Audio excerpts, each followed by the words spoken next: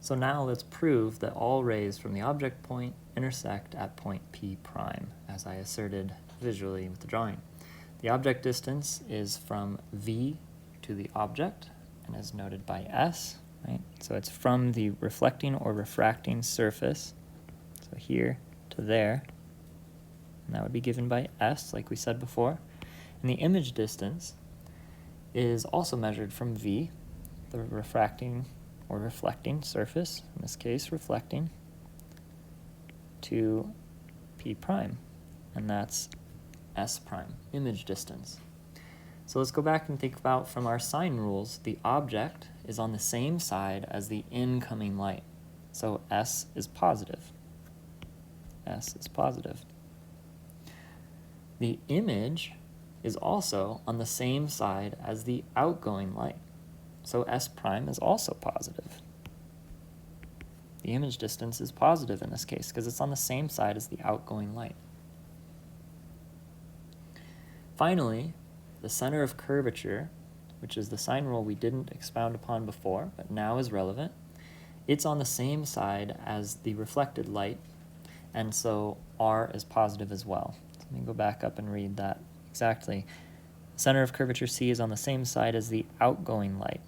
It doesn't always have to be reflected, but the outgoing light. So center of curvature is on the left side, outgoing light on the left side, so that means that R will also be considered to be positive, and it's always positive for a concave mirror, and it's always negative for a convex mirror, right? So concave, and then if the light were hitting, this side of it, and it were a nice reflecting side on the left here, center of curvature would be on the right, and the outgoing rays would be there, and so the R, in this case, for all convex mirrors would be negative, but that's not the case that we're considering here. We have a concave mirror, and so R is positive as well. So I'll write that, positive R. So everything is positive here. All right, so let me draw our figure that we're going to refer to for our geometric and trigonometric proof here, because that's what a lot of geometric optics is just geometry and trigonometry with rays, triangles, and angles, yeah? All right, so we have a center of curvature somewhere here. I'm going to call that C. We have a vertex here. I'm going to call that V.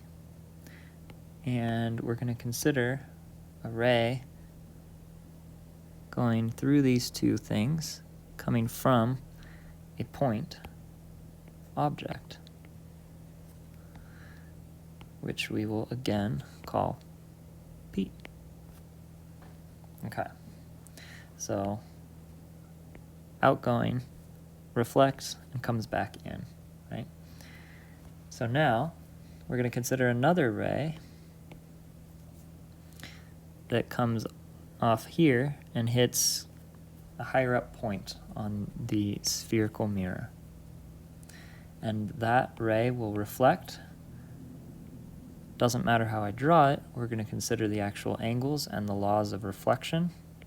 Do my best to draw it, but it's going to reflect something like this, right? Which means that we have, if this is the center of curvature, then from the center of curvature to that point, or any point along that mirror, is going to be R, right? And that means that regardless of how I drew it, whatever this angle is, call it theta, that must also be theta because of the law of reflection, because this R dictates the normal to that surface, right?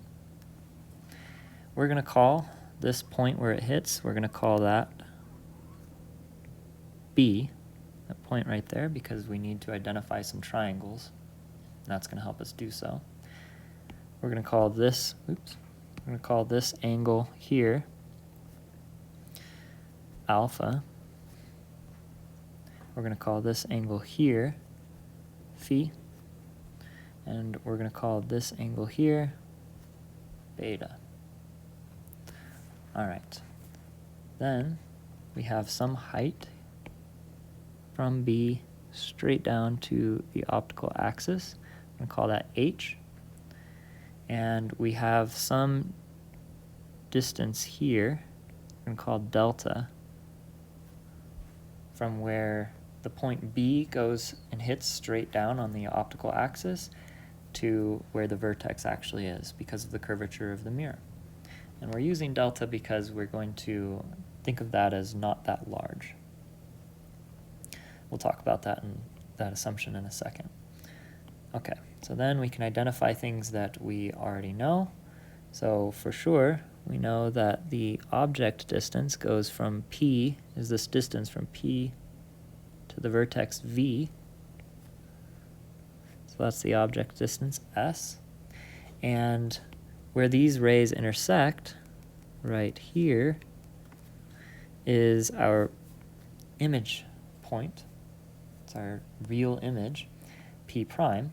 And so that means that from the vertex to that image point is going to be our image distance, S prime. Okay. So perhaps I've drawn this all wrong, right? We'll have to verify mathematically. Perhaps I've drawn this all wrong and it actually intersects over here and the image point's over here, right? Going through our triangular geometric trigonometric analysis will determine whether we're right, but I'm asserting that that's where it is, so we're going to see. So we're going to recall from geometry that the exterior angle of a triangle equals the sum of the two opposite interior angles. If you haven't taken geometry in a long time, you may not remember that at all, but it's a really simple concept. So if you have a triangle, right, these are interior angles. I'm going to refer to them as 1, 2, and 3, just so we don't confuse them with our current drawing. The exterior angle is just the angle exterior to that completes the 180, right? And we're asserting that this exterior angle of angle 1 is angle 2 plus angle 3, which makes sense because all of the angles of a triangle add up to 180 degrees. Oops, 180 degrees. And so whatever 1 is must be 180 minus 2 and 3. And if 1 plus 2 plus 3 is 180, right? So it's a fairly simple concept. We're going to recall that and use that here. So keeping that in mind, we are going to be looking at the triangles PBC. So let me do a new color here. PBC, that triangle, and P prime BC. So P prime BC. Those two triangles, right? So talking about the external angles. So what we can say is that this is an external angle from this internal one. So that means that according to this exterior angle theorem, then phi must be equal to alpha plus theta, right? This guy and that guy. And oops, I guess I have to keep it, can't back up. And then likewise, we have beta, beta, same concept, must be phi plus theta, right? Because it's the exterior angle from this angle there in that triangle. So beta must be equal to phi plus theta, right? So if we eliminate theta, right, so we can say phi is equal to alpha plus beta minus phi, plugging in for theta there. And then we can rearrange that to say that alpha plus beta equals 2 phi, and then theta, theta equals beta minus phi is what we plugged in there, right? So this is what we're after. So we can say by eliminating theta that alpha plus beta is equal to 2 phi. All right, so we're going to set that aside for now. We have that relation. Now, let's consider the right triangles made by the line H. So we have this line H. I'm going to do a new, need more colors here. Use orange here. So we have this line H, and it makes some right triangles, right? So it makes right triangles with a few things. And we can say for each of these, so we have a right triangle here with beta, and the tangent of beta and the tangent of phi with that triangle, and the tangent of alpha for that triangle is what we're going to write now. I'm going to try to keep it in view as we write this. So verify tangent of alpha is equal to h over the object distance s minus that little delta bit, right? So for alpha, tangent h over this this object distance minus that little alphabet. Tangent of beta is equal to h over the image distance minus that little delta bit. I was saying alphabet, but it's delta bit. Okay, and then tangent of phi is equal to h over r minus delta, right? So tangent of phi is h over r would be from here to here minus the little delta bit there. Okay, so we have these relations, and here's an approximation that we're going to make, and it's the same approximation that makes this delta bit very small. We are going to consider small angles. We're going to consider small angle approximation to arrive at a solution for small angles. So, for angles much less than 1 radian, the tangent of the angle is approximately equal to the angle itself, right? So, for small angles, we have alpha is equal to tangent of alpha, right? So about equal to tangent alpha. And so therefore, we can simplify all this if we take that approximation, and remember that we've made such an approximation so that the result that we arrive at the end is only good for so much. Then we have alpha is equal to h over s minus that little delta. And beta is equal to h over s prime minus delta. And phi is equal to h over r minus that delta. And like I was alluding to before, if we take small angles, right, if those are small, then that means that this delta distance is very small compared to s and s prime. That's the key point. So s and s prime might be several meters, whereas this delta might be millimeters or less. And so for our approximation, we're going to consider that it's very small. So basically we're saying s is much, much greater than delta. S prime, much, much greater than delta. And r is much, much greater than delta, right? And then for this approximation, we are saying alpha is much, much less than 1 radian. And beta is much, much less than 1 radian. And phi is much, much less than 1 radian. I know I said that, and you probably understood it just fine. I'll just write it just so that it's explicit, and I'm not trying to hide that. It is a limitation of our derivation here, but it's a common one. So if we take this to be the case, then this is essentially nothing worth considering. It's small enough that we can just discard it, right? It's like taking 100 million light years minus 2 inches. Might as well not consider it. Your precision of your answer is not going to be great enough to have that consideration affect it. So therefore, we have alpha is equal to h over s, and beta is equal to h over s prime, and phi is equal to h over r. All right, so now we have an expression for each of these angles that we can substitute in to this other equation that we set aside. And that's exactly what we're going to do.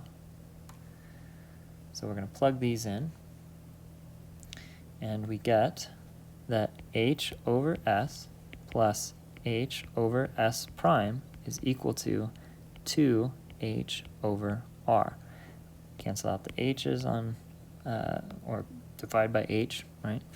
And you have 1 over s plus 1 over s prime equals 2 over r, or 1/2, 2 over r. This relation does not contain the angle A, does not contain A. Alpha.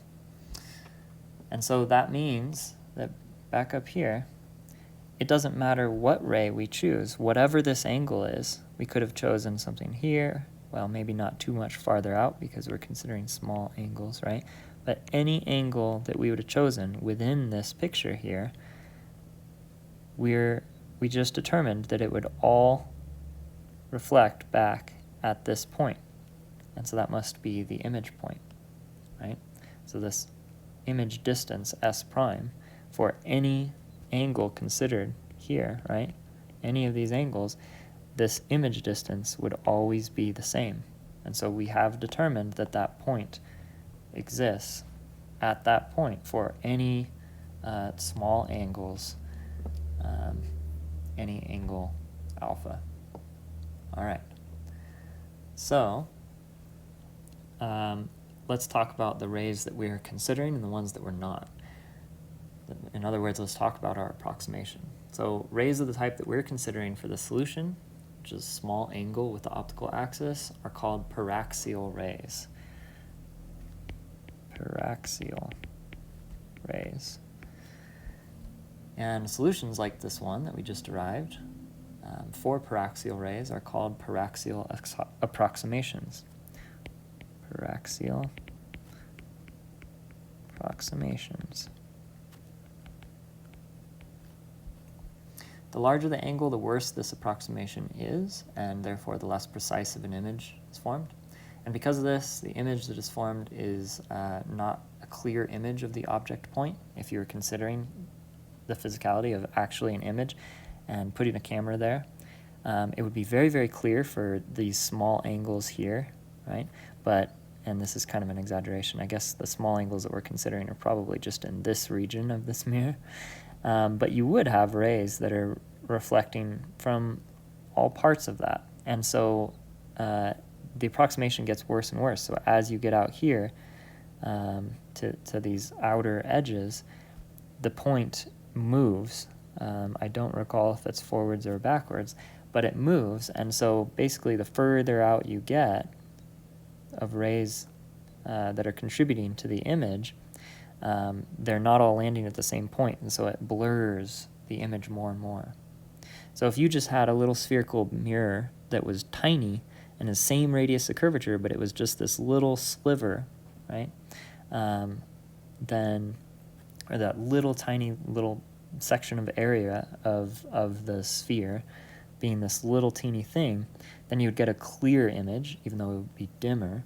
And if you had a larger, right, thing, so it's a big spherical mirror that encompasses a large surface area of that sphere, then you would get a brighter image because you're reflecting more rays, but because you're taking in larger and larger angles of rays, it would be a little bit dimmer, and so you wouldn't get a crisp, clear image.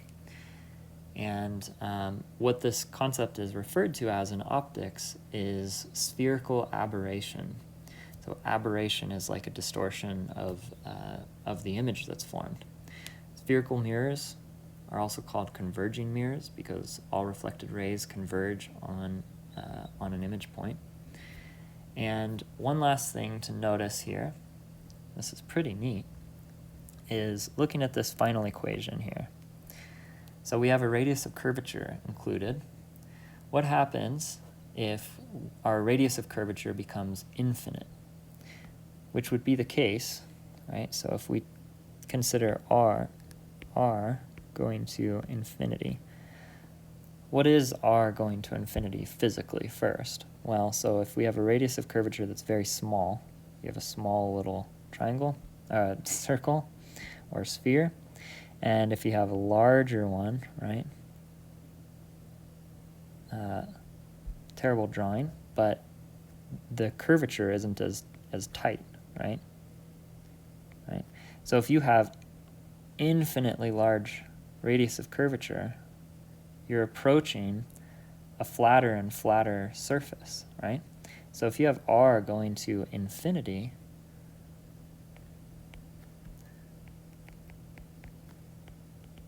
that's a plane mirror. So if we send r to infinity here, then this goes to 0. And what you're left with is 1 over s plus 1 over s prime equals 0. And so therefore, s is equal to negative s prime. What in the heck? That is exactly what we found for a reflection at a plane mirror up here, wherever I wrote it. There it is. So that's really cool.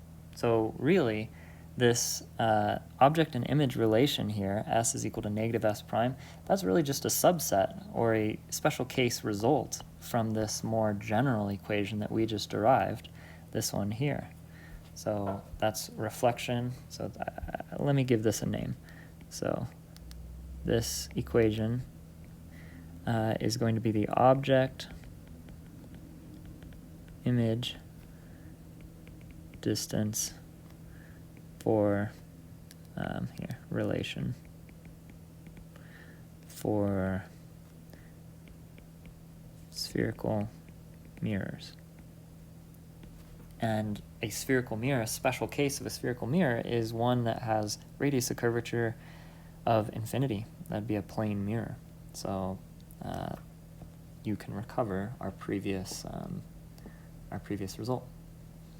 All right, next video we'll talk about focal point and focal length.